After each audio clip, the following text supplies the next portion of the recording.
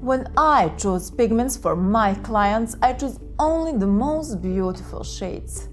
Shade is definitely an important characteristic of a pigment, but it is not the most important one. Since we are talking about the products that is applied into a human body, other characteristics have to play a big role in the selection. Before we start talking about the characteristics, we will first mention the 4 most important groups of people who give their opinion about the pigments. The first group are end users, that is consumers.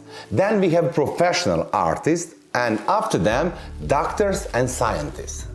While the end users are mostly interested in the shade of the pigment, artists choose pigments according to their price and technical characteristics such as drying of the pigment during the work, retention, shelf life, packaging and so on. Doctors and scientists are not interested in the shade or the price, and probably not in a single technical characteristic as well. They are interested in the composition and the allergic potential of all components. Unlike doctors, scientists perform tests and determine the long-term effect of pigments on the entire organism. Thanks to them, today we know that pigment is actually not only applied into skin, but it ends up in the bloodstream, lymph nodes, kidneys and liver too. From all this, we can conclude that no artist can say which pigment is the best one. Artists can only give their opinion on a small number of technical characteristics of a pigment. Can doctors or scientists say which pigment is the best? Definitely not. All opinions together are important in order to create the best pigment. However, since artists are only buyers of pigments, brands and factories usually fulfill only a small part of technical characteristics to be competitive on the market with a low price. Additionally, the problem is that in most of the world there is no regulation that controls the production of the 2 and PMU pigments. For me, the best pigment is the one that I can put into the skin easily. The easiness of applying the pigment is very important. If the pigment is difficult to apply into the skin, the artist will need a long time to work and the skin can be easily damaged. This is probably one of the favorite characteristics of all artists. However, that we need to know is that impurities in pigments are one of the reasons why they are easy to apply. The size of the pigment particles itself is important, but with the addition of binders, the pigment binds to the fillers, that is impurities, and the result is an easy application. The needle and the application tool are also responsible for this characteristic of the pigment as well as the skin itself. Expensive and pure pigments will never win in this performance, but they will certainly win in other much more important performances.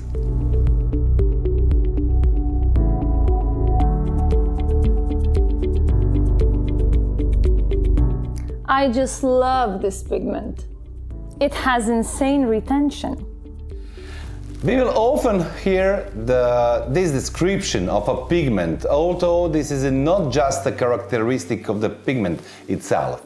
Retention depends on skin quality, pigment application quality, post-treatment care, and so on. For example, inexperienced artists will have poor pigment retention no matter what pigment they use, while more experienced artists have better and better pigment retention results over time. In order to artists to be able to give their opinion on 2 pigments on the skin, they will have to use 2 different brands with exactly the same shades, which is very rarely possible. We came to the conclusion that if artists have not used two different brands with different compositions and the same shades on the same skin, that is on the same clients, with exactly the same tool and same pressure on the skin, they cannot conclude if a pigment has better or worse retention. No matter how often you hear that this attitude from artists, the fact is that more than 98% of artists have not performed this kind of test. What I like most about my pigment is that it dries over time and gets thicker and thicker. This characteristic is actually a characteristic of technologically primitive colors. That is a mixture that have not been developed enough. The pigment that dries quickly in the air contains compounds that evaporate easily, and they are mostly harmful to the skin. In addition, evaporation increases the density of pigments over time, so the same pigment will be unevenly applied into the skin, which can result in different shades after healing. I hate small packages. When I shop, I buy a huge package so that I can have it for a long time. And it's also cheaper for me. Every package from which you can squeeze the pigment several times means that the products inside must contain preservatives that will preserve the products after opening. Theoretically, it will be ideal if there was a monodose, that is a single-use package that is sterile and does not contain preservatives. However, it is very difficult to determine the amount of pigment in a monodose, and it is made even more difficult because artists mix pigments to create new shades. Still, small packages means less contact with the packaging itself and, of course, a lower risk of pigment contamination. Smaller packaging provides safer pigments for the client. I've seen that many artists use this pigment and they are all super happy with it. As I have already explained, artists are not the only group of people who need to give their opinion about the pigment, because they can only describe the technical characteristics that are less important than the purity of the pigment and safety for use on clients. My wonderful pigment is made in the USA. Even though the USA is the world's leading economy, whose products are known by their quality, the situation is completely reversed when it comes to tattoo, PMU and microblading pigments. The USA has no regulation for these products, so it mainly produces pigments of the same quality that can be found in China. Made in USA pigments in test very often show a large amount of heavy metals and cancerogenic aromatic amines. Made in USA is definitely not something that an artist familiar with the pigments would be brag about. I use only branded pigments. Each pigment factory has its own brand, but each brand does not have its own factory where pigments are produced. The number of brands on the market is huge and much larger than the number of factories. If a brand is produced in a factory under strictly controlled conditions, that is totally okay. However, a huge majority of brands buy large packages of the pigment from China and repackage them at home. The brand of the products that is applied into the body is completely irrelevant in relation to chemical correctness and safety. Pigments are not clothing, food or technology for the brand to play the vital role. My pigment lasts 5 years, so it's definitely of a high quality. The lifetime of pigments before and after opening are two different things. If you have a pigment that can last a long time after opening, you probably have a pigments that contains a large amount of preservatives, which are generally very harmful for the skin, but also for the entire organism. There is a small ball inside that can be heard when I shake the pigment. Oh my God! They thought of everything. Amazing!